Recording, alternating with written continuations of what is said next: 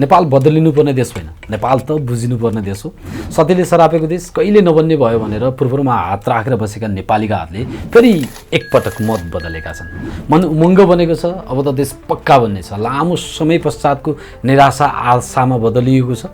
नमस्कार, म सुदर्शन। आउनुहोस् आज हामी नेपाललाई संक्षिप्त रूपमा बुझ्ने कोसिस गर्नेछौँ।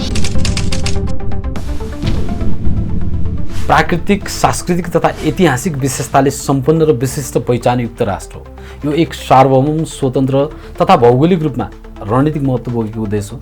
विश्वको सर्वोच्च शिखर सगरमाथा, शान्तिका अग्रदूत गौतम बुद्धको जन्मभूमि र अदम्य साहसका प्रतीक वीर गोर्खालीहरूको इतिहास, यी सबैले नेपाललाई अन्तर्राष्ट्रिय स्तरमा गौरवको शिखरमा स्थापित गरेका छन्।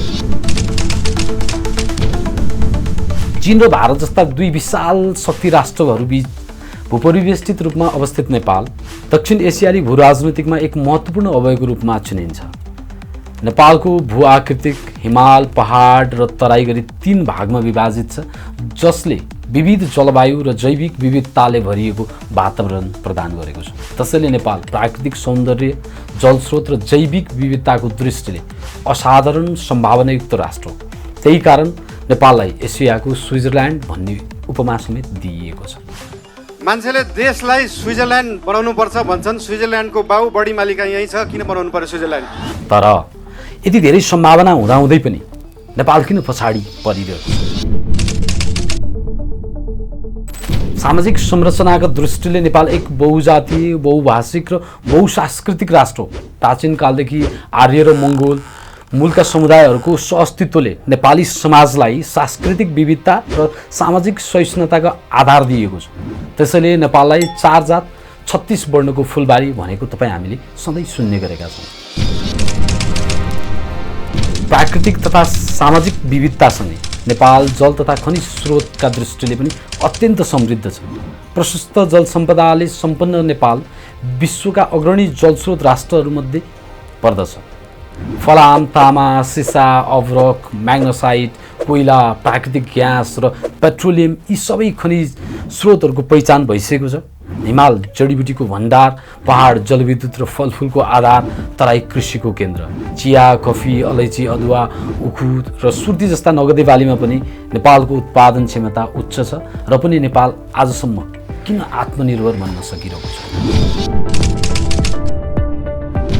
करिब 3000 वर्ष पुरानो सभ्यता बोकेको यो भूमि राजा जनक, सीता, भृकुटी, गौतम बुद्ध, अरनिको, अमरसिंह थापा, बलभद्र कुँवर, महाकवि देवकोटा, तेन्जिङ शेर्पा, यी सबै महान विभूतिहरूको योगदानले नेपालको गौरव विश्वभर फैलिएको छ।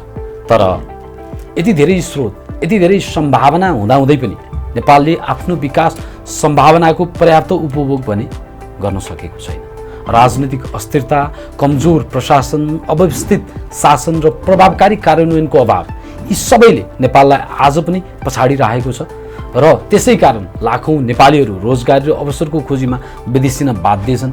तर प्रश्न अब पनि उठ्छ, समस्या हाम्रो स्रोतमा हो कि हाम्रो प्रणालीमा? के कारणले यति सम्भावनायुक्त देश अझै सङ्घर्ष गरिरहेको छ? यसको प्रमुख कारण सक्षम, स्थिर र उत्तरदायी सामाजिक र राजनीतिक व्यवस्थाको अभाव हो।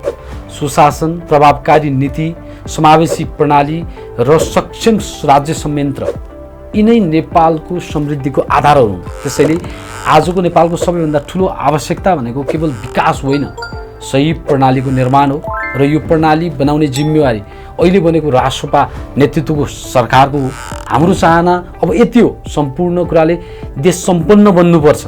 हेरौँ हामीले आशा गरेको नयाँ सरकारले कतिसम्म सही प्रणाली निर्माण गर्न सक्छ। अबको नेपाल त्यहीँबाट बन्न सुरु हुनेछ। Let's think for Nepal. Thank you for watching.